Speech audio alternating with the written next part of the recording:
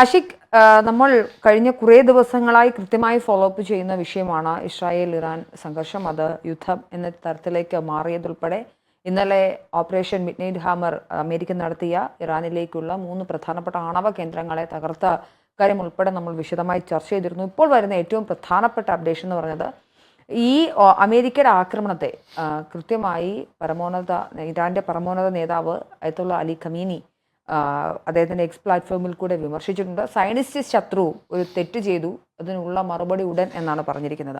മാത്രമല്ല, ഇറാന്റെ parliament Hormuz കടലിടുക്ക് അടയ്ക്കാനുള്ള നിർദ്ദേശത്തെ അംഗീകരിക്കുന്ന പ്രമേയം പാസ്സാക്കുന്ന ഘട്ടത്തിലേക്ക് എത്തുന്നു. മാത്രമല്ല, ഡൊണാൾഡ് ട്രംപ് ഈ വിഷയത്തിലൊക്കെ അദ്ദേഹം ആഫ്റ്റർ ഓൾ ഇന്നലെ ലോകത്തെ അഡ്രസ്സ് ചെയ്തിരുന്നു US പ്രസിഡന്റ്. അതിനുശേഷം അദ്ദേഹം കുറച്ച് മണിക്കൂർക്ക് മുമ്പ് ട്രൂത്ത് സോഷ്യൽ ഒരു പോസ്റ്റ് ഇട്ടിരുന്നു. ഇറാനിൽ റെജീം ചേഞ്ച് എന്ന് ഞാൻ പറയുന്നില്ല, പക്ഷേ ഇറാനെ മെച്ചപ്പെട്ട ഇറാനാക്കാൻ, മേക്ക് ഇറാൻ ഗ്രേറ്റ് അഗെയിൻ എന്ന രീതിയിലേക്ക് ഒരു ഘട്ടത്തിൽ റെജീം ചേഞ്ച് നല്ലതാണെങ്കിൽ അതിനെ ഞാൻ സപ്പോർട്ട് ചെയ്യുന്നു എന്ന് പറയുന്നു.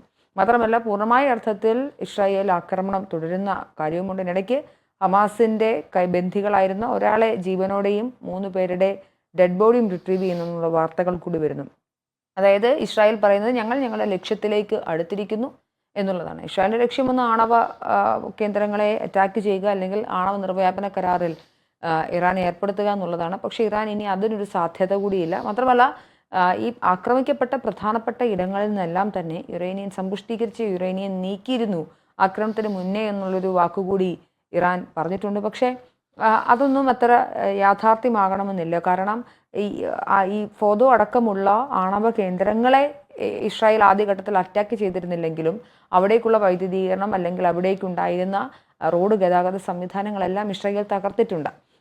ബങ്കബസ്റ്റർ ബോംബുകൾ ഇട്ടിട്ട് ഇതിനെ സർവനാശം ഒരുക്കിയത് അമേരിക്കയാണെങ്കിലും ഈ സമ്പുഷ്ടീകരിച്ച യുറേനിയത്തെ മാറ്റാനുള്ളൊരു സാഹചര്യമൊന്നും ഇസ്രായേൽ ഇതുവരെയും ഇറാന് നൽകിയിട്ടില്ല. അതുകൊണ്ട് ഇറാൻ്റെ ഈ വാചകങ്ങളെ നമുക്ക് മുഖവിലയ്ക്ക് എടുക്കേണ്ടതുണ്ടോ എന്ന് പോലും ചർച്ചകളുണ്ട്. എന്താണ് ആഷിഖ്, മിഡിൽ ഈസ്റ്റിലെ സംഘർഷങ്ങൾക്ക് ഒരു അന്ത്യം വരുമെന്ന് പ്രതീക്ഷിക്കാമോ? ഈ ഒരു അവസരത്തിൽ അങ്ങനെ ഒരു പ്രതീക്ഷയൊന്നും വേണ്ട എന്നാണ് നമുക്ക് മനസ്സിലാക്കാൻ കഴിയുന്നത്. കാരണം ഹോർമൂസ് കടലിടുക്ക് അടയ്ക്കുന്നത് വഴി ലോകരാജ്യങ്ങളെ മുഴുവൻ പ്രതിസന്ധിയിലാക്കുന്ന തരത്തിലേക്കാണ് ഇറാൻ നീങ്ങിക്കൊണ്ടിരിക്കുന്നത്. അത് വലിയ പ്രശ്നങ്ങളിലേക്ക് വഴിവെക്കും എന്നാണ് ഈ സമയത്ത് പറയാനുള്ളത്. കാരണം ലോകത്ത് ഉപയോഗിക്കുന്ന എണ്ണയുടെയും ഗ്യാസിന്റെയും 20% ഈ ഹോർമൂസ് കടലിടുക്ക് വഴിയാണ് ചരക്ക് നീക്കം ചെയ്യുന്നത്. അപ്പോൾ ഇറാൻ അങ്ങനെ ഒരു നീക്കത്തിലേക്ക് പോയി കഴിഞ്ഞാൽ അത് ഉറപ്പായും മറ്റു രാജ്യങ്ങളെ കൂടി ചൊടിപ്പിക്കുന്ന രീതിയിലേക്ക്, മറ്റു രാജ്യങ്ങളിൽ എണ്ണവില വർദ്ധിക്കുന്നതിനൊക്കെ ഇടയാകും. സാധാരണ ജനങ്ങളുടെ ജീവിതത്തെ വരെ ബാധിക്കുന്ന തരത്തിലേക്ക് ഇറാന്റെ ഈ ഒരു തീരുമാനം മാറിക്കഴിഞ്ഞാൽ ലോകരാജ്യങ്ങളെല്ലാം ഇറാനെതിരായി തിരിയും. അങ്ങനെ വന്നു കഴിഞ്ഞാൽ അത് വലിയ പ്രശ്നങ്ങൾ ഇറാനിൽ സൃഷ്ടിക്കും. ഇപ്പോൾ ഡൊണാൾഡ് ട്രംപ് പറയുകയുണ്ടായി, ഭരണമാറ്റം എന്ന് ഞാൻ പറയുന്നില്ലെങ്കിലും ഇറാന് ഈ ഭരണം കൊണ്ട് ഒരു ഗുണവും കിട്ടുന്നില്ലെങ്കിൽ, അല്ല ഇറാന്റെ എന്ന രാജ്യം വളരുന്നില്ലെങ്കിൽ പിന്നെ എന്തിനാണ് ഇങ്ങനെ ഒരു ഭരണകൂടം, അത് മാറിക്കൂടെ എന്ന രീതിയിലാണ് ട്രംപ് ഇവിടെ ചോദിച്ചിട്ടുള്ളത്. അപ്പോൾ വ്യക്തമായി പറഞ്ഞാൽ ഇറാന്റെ ആയത്തുള്ള അലി ഖമേനിയെ മാറ്റാൻ വേണ്ടിയിട്ടാണ് ട്രംപ് ഈ പറയുന്ന കാര്യം. കാരണം അദ്ദേഹമാണ് ഇതിനെല്ലാത്തിനും പിന്നിൽ, ഈ യുദ്ധത്തിന് പിന്നിൽ അല്ലെങ്കിൽ ഇത്തരം ആക്രമണങ്ങൾക്ക് പിന്നിൽ അദ്ദേഹമാണ് എന്ന രീതിയിലാണ് ട്രംപ് പറഞ്ഞു വെക്കുന്നത്. അതുപോലെ തന്നെ ഇന്നലെ ഇറാൻ UN സുരക്ഷാ കൗൺസിലിൽ പറയുകയുണ്ടായി, ഈ അമേരിക്കയെ ഇസ്രായേൽ അനാവശ്യമായിട്ടാണ് ഇതിലേക്ക് വലിച്ചഴച്ചത്. അമേരിക്കയെ ഇല്ലാത്ത കാര്യങ്ങൾ പറഞ്ഞുകൊണ്ട് അമേരിക്കയെ ട്രിഗർ ചെയ്ത് ഇതിലേക്ക് വലിച്ചഴക്കുകയാണ് ചെയ്തത്. അതിന് ഇസ്രായേലിനെതിരെയും ഇവർ വിമർശനം ഉയർത്തുകയുണ്ടായി. പക്ഷേ ഇവിടെ നോക്കൂ, ഇറാൻ ഇസ്രായേലിനെ അറ്റാക്ക് ചെയ്യുമ്പോൾ അവിടെ സാധാരണക്കാരായ ജനങ്ങളാണ് മരിച്ചു വീഴുന്നത്. പക്ഷേ ഇവിടെ കൃത്യമായി അമേരിക്കയും ഇസ്രായേലും ലക്ഷ്യം വെച്ചത് ഇറാന്റെ ആണവ കേന്ദ്രങ്ങളും അത് പ്രവർത്തിക്കാൻ ആവശ്യമായ അവരുടെ തലവന്മാരെയുമാണ്. അതുപോലെ തന്നെ ആയുധങ്ങൾ കൈമാറ്റം ചെയ്യുന്ന അല്ലെങ്കിൽ മറ്റ് തീവ്രവാദ സംഘടനകൾക്ക് ഫണ്ട് എത്തിച്ചു കൊടുക്കുന്ന ആളുകളെ തിരഞ്ഞു പിടിച്ചാണ് അമേരിക്കയും അതുപോലെ തന്നെ ഇസ്രായേലും ടാർഗറ്റ് ചെയ്യുന്നത്. പക്ഷേ ഇതിന് ഇറാൻ തിരിച്ചടിക്കുന്നത് ഈ ഇസ്രായേലിലെ ഏതെങ്കിലും നഗരത്തിലോ അല്ലെങ്കിൽ ജനവാസമുള്ള പ്രദേശത്തോ ബോംബിട്ടുകൊണ്ടാണ് തിരിച്ചടിക്കുന്നത്. അത് വളരെ ഭയാനകമായ കാര്യമാണ്. ഇതിനെതിരെയാണ് ഇസ്രായേലും അമേരിക്കയും ഇപ്പോൾ സംസാരിച്ചുകൊണ്ടിരിക്കുന്നത്. അതുപോലെ തന്നെ ഇപ്പോൾ ഇറാൻ എടുക്കുന്ന ഈ ഒരു തീരുമാനം, ഈ കടലിടുക്ക് അടയ്ക്കുന്നത് വഴി ഇസ്രായേലിനോ അമേരിക്കയ്ക്കോ ഒന്നും നഷ്ടപ്പെടാനോ ഒന്നും നേടാനോ ഇല്ല. അത് ബാധിക്കുന്നത് ലോകരാജ്യങ്ങളെയാണ്.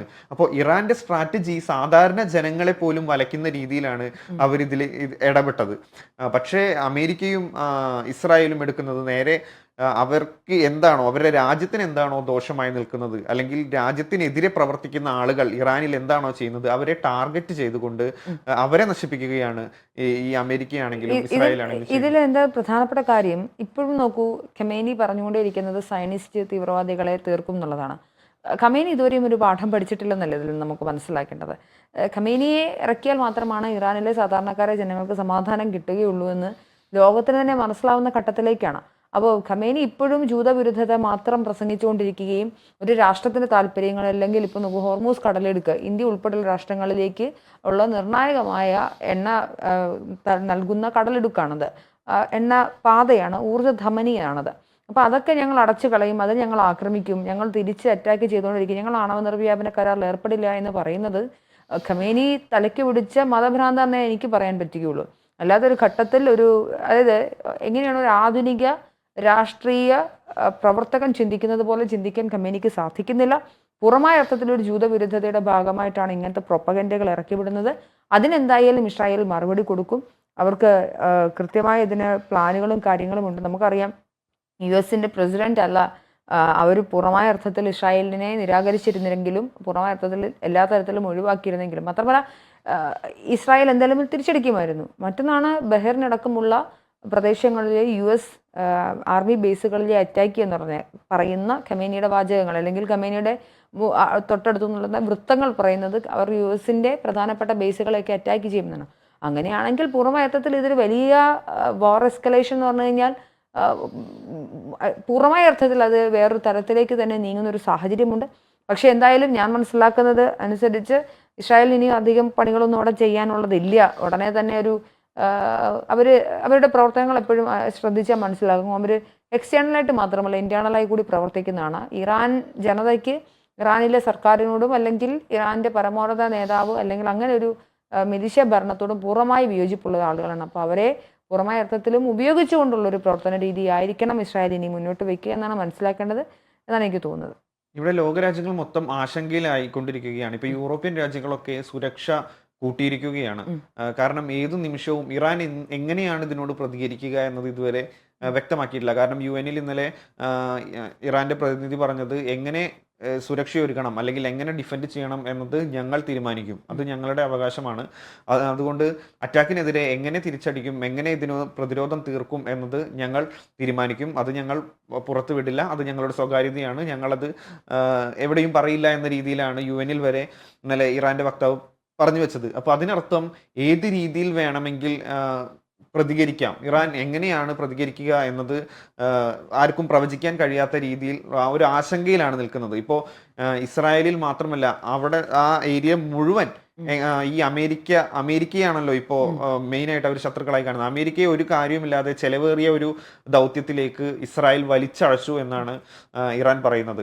അമേരിക്ക ഇതിലേക്ക് ഇറങ്ങിയിട്ടുണ്ടെങ്കിൽ അതിൽ വ്യക്തമായ കാരണങ്ങളുണ്ട്. ഈ ആണവ നിലയം, ഈ യുറേനിയം സമ്പുഷ്ടീകരണം 60% എത്തി നിൽക്കുകയാണ് എന്നാണ് അമേരിക്കൻ പ്രസിഡന്റ് ഡൊണാൾഡ് ട്രംപ് പറയുന്നത്. അത് 100% എത്തിക്കഴിഞ്ഞാൽ അത് വലിയ ഭീഷണിയായിരിക്കും മറ്റു രാജ്യങ്ങൾക്ക് എന്ന് ഉറപ്പുള്ളത് കൊണ്ടാണ് ഫോർദോ അടക്കമുള്ള വലിയ ആണവ നിലയങ്ങൾ ടാർഗറ്റ് ചെയ്ത് അമേരിക്ക അറ്റാക്ക് ചെയ്യുന്നത്. അത് വളരെ മിനിറ്റുകൾ കൊണ്ടാണ് അമേരിക്ക അറ്റാക്ക് ചെയ്ത് അമേരിക്കൻ പൈലറ്റുമാർ തിരിച്ചു വരുന്നത്. ഇന്നലെ ഡൊണാൾഡ് ട്രംപ് അതിന് ദൗത്യത്തിൽ പങ്കെടുത്ത പൈലറ്റുമാരെ അനുമോദിക്കുകയെല്ലാം ചെയ്തു. കാരണം ഇറാന്റെ എല്ലാ പ്രതിരോധ സംവിധാനങ്ങളെയും കണ്ണുവെട്ടിച്ചുകൊണ്ട് കിടക്കുക എന്ന് പറഞ്ഞാൽ അത് അത്ര നിസ്സാരമല്ല. അമേരിക്കയുടെ B-2 ബോംബർ വിമാനങ്ങൾ ഉപയോഗിച്ചുകൊണ്ടാണ് ആ ദൗത്യം നിർവഹിച്ചിട്ടുള്ളത്. ഈ അമേരിക്കയുടെ സ്വകാര്യ അഹങ്കാരം കൂടിയാണ് ഈ B-2 ബോംബർ എന്ന് പറയുന്നത്. കാരണം ഈ റഡാർ കണ്ണുകളെ വെട്ടിച്ച് ഒരു പക്ഷിയെ പോലെ പറന്നുപോയി അവിടെ അറ്റാക്ക് നടത്തി തിരിച്ചു വരാൻ ഇസ്രായേലിന് ഇത്രയും വലിയ സാങ്കേതിക വിദ്യയില്ല. കാരണം ഈ ഭൂമിക്കടിയിൽ കിടക്കുന്ന ഈ ആണവ നിലയങ്ങൾ തകർത്ത് കളയണമെങ്കിൽ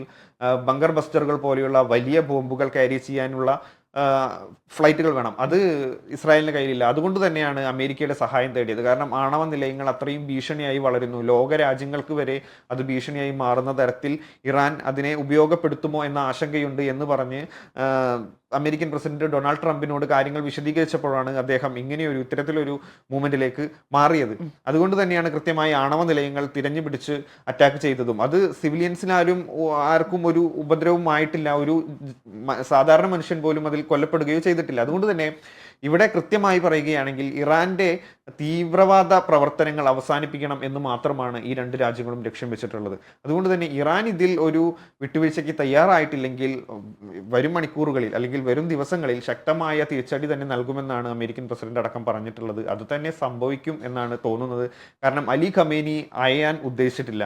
അദ്ദേഹത്തിന്റെ ഒരു സുപ്പീരിയർ പവർ ഉപയോഗിച്ചുകൊണ്ട് ഇറാനെ യൂസ് ചെയ്ത് മറ്റു രാജ്യങ്ങൾക്ക് മുന്നിൽ ഇറാൻ വലിയ പ്രശ്നക്കാരാണെന്ന രീതിയിലേക്ക് മാറ്റിക്കൊണ്ടിരിക്കുകയാണ്. ഈ ഹോർമൂസ് കടലിടുക്കൊക്കെ അടച്ചു കഴിഞ്ഞാൽ അത് വലിയ ഒരു പ്രശ്നത്തിലേക്ക് തന്നെ വഴിവെക്കുമെന്നാണ് ഈ അവസരത്തിൽ മനസ്സിലാവുന്നത്.